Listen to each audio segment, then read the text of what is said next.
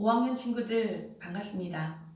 선생님은 우리 친구들과 함께 5학년 교과서에 나와 있는 국어 수업 내용을 강의하게 될 양미나 선생님이라고 합니다. 반갑습니다. 네, 우리 친구들 음악 교과서 안에 서양 음악도 있고 우리나라 국악 음악도 있습니다. 아마도 서양 음악은 친구들이 볼 때는 아주 익숙하게 만나보고 또 들어보기도 하다 보니까 쉽게 접근하기 좋은데요.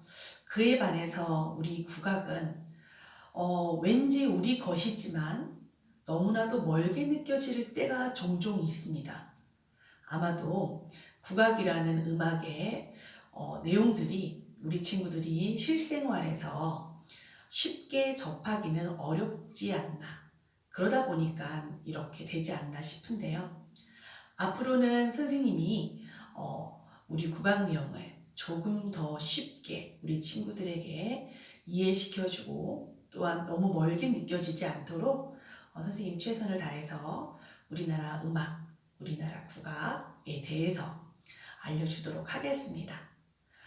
지금 코로나로 인해서 우리 친구들 이렇게 영상으로 만났지만 직접 만났을 때 혹시라도 우리 친구들이 우리 국악에 대해서 궁금한 점이 있으면 언제라도 선생님께 질문하면 성심성의껏 재밌게 대답해 주도록 하겠습니다. 우리 친구들 아마 1학년 때부터 지금까지 국악 내용을 교과서를 통해서 많은 내용들을 배웠을 텐데요. 오늘은 우리 친구들 교과서에 있는 첫 번째 우리나라 음악 민요 중에 떡노래라는 노래를 배울 것입니다. 자, 이 떡노래라는 노래는 노랫말에서부터 벌써 음식이 아마 들어갔을 것 같다. 그쵸? 떡이죠. 떡이라는 노래가 주된 내용을 이룰 것이다 라고 생각을 할 수 있겠죠.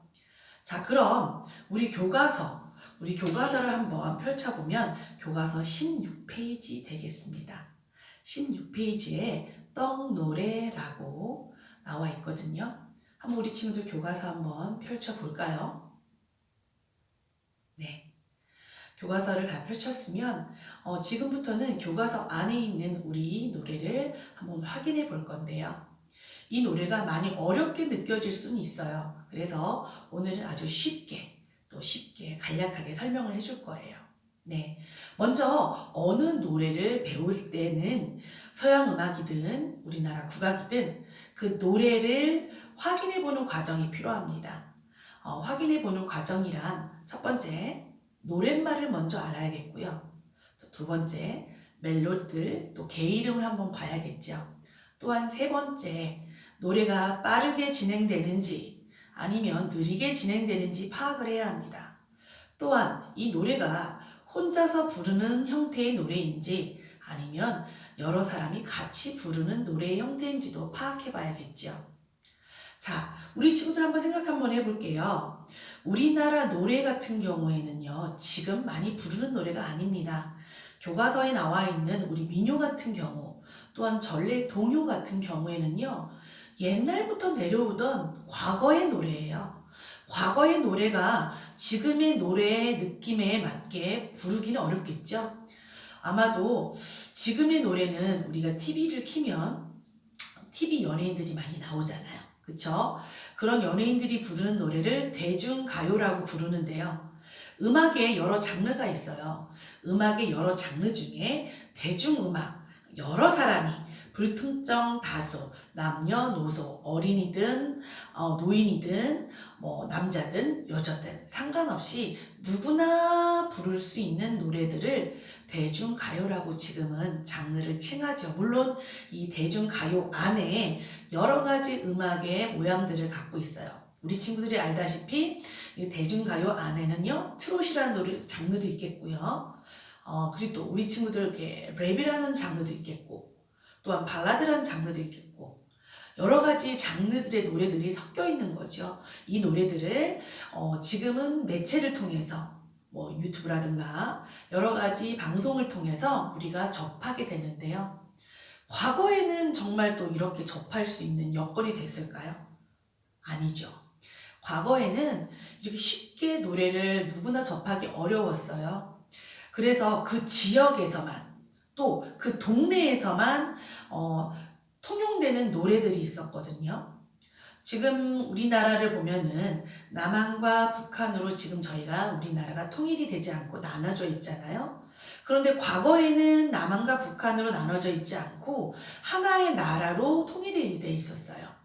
그러다 보니까 각 지역마다 지역에 맞게 노래들이 많이 발전돼 있었고 서로 소통도 많이 했었거든요.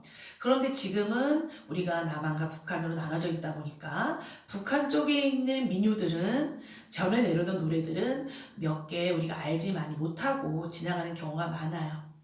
그러면 일단 우리나라 민요 중에 남쪽에 있는 우리가 살고 있는 남쪽에 있는 노래들을 한번 살펴보면요. 교과서 안에 있는 노래들은 대부분 옛날부터 내려온 노래이지 않습니까? 지금은 대중가요. 그러니까 우리가 지금 부르고 있는 대중가요는 지금의 노래입니다.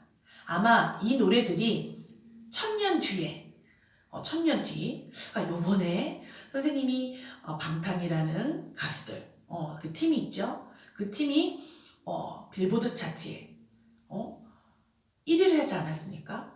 이것들이 엄청난 일이라고 어른들이 말을 하죠. 만약에 천년 뒤에 우리의 후손들이 우리를 보았을 때 천년 전에 불렀던 노래, 지금 부르는 노래들이죠. 그게 전통 국악이 되지 않을까요? 왜냐하면 지금 우리가 배우려고 하는 노래가 몇백 년 전에 우리나라 사람들이 불렀던 노래이기 때문에 그 후대인 우리들이 불렀을 때는 너무 재미도 없을 수도 있고 어렵기도 하고 이렇게 느껴질 수 있잖아요.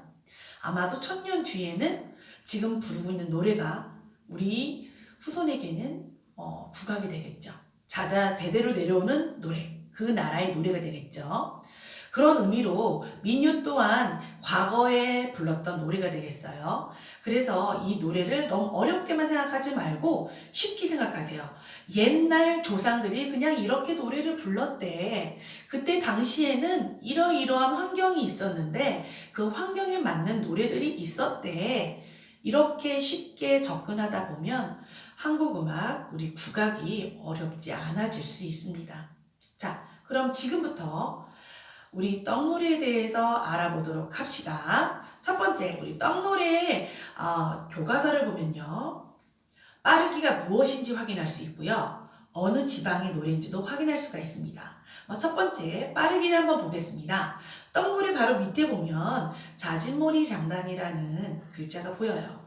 자진몰이는요, 우리가 좀 빠르게 부른다라고 생각하면 될 것 같아요. 자, 자진몰이 장단은 앞으로 생각할 때 조금 빠르게 부르는 느낌이구나. 조금 빠르게 부르라는 뜻이구나 라고 생각하면 되고요. 또한 옆에 보니까 어느 지역에서 불렀나 하고 보니까 동부민요라고 돼 있어요. 네, 동부가 지금 어디 있는지 잘 모르겠죠. 가로 표시에 경상도 지방이라고 되어 있네요. 자, 경상도 지방은 어딜까요? 네, 우리 친구들 우리 대구 지역 아나요? 또 김포, 김해였나? 김해가 아니군요. 밑에 쪽인데 대구와 구미 바로 옆인데 김천. 선생님 생각났어요. 김천 지역.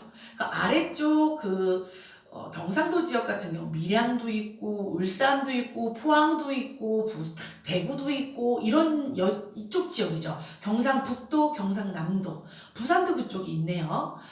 이쪽 지역을 경상도 민요라고 하고요. 경상북도 민요, 경상남도 민요 통합해서 경상도 민요, 또 다른 말로 동부 민요라고 합니다.